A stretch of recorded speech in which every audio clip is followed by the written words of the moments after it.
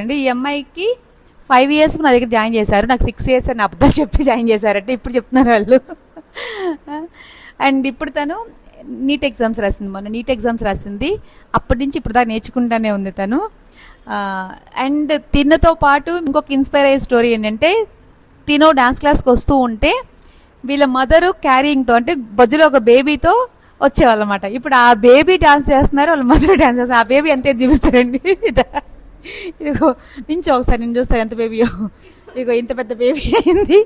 వాళ్ళ మమ్మీ వాళ్ళ మమ్మీ పాపం స్టెప్స్ ఎక్కి వస్తూ ఉన్నారు. నాకు బాగా గుర్తనమాట.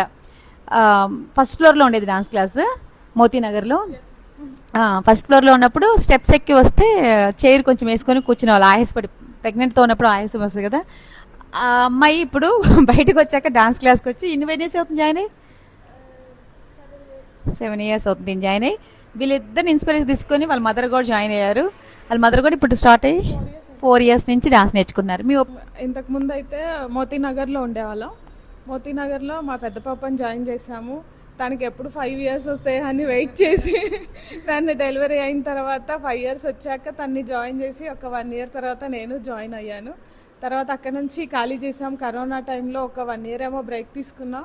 ఆన్లైన్లో పిల్లలిద్దరిని జాయిన్ చేశాను. మళ్ళీ రావడం స్టార్ట్ అయ్యాక మళ్ళీ నేను కూడా బౌరంపేటలో ఉంటున్నాం. ఇప్పుడు బౌరంపేటలోంచి వస్తున్నాము ముగ్గురం. అక్కడ నుంచే ఇంకా మ్యామ్ని వదిలిపెట్టడం ఇష్టం లేక అక్కడ నుంచి వస్తున్నాం అనమాట.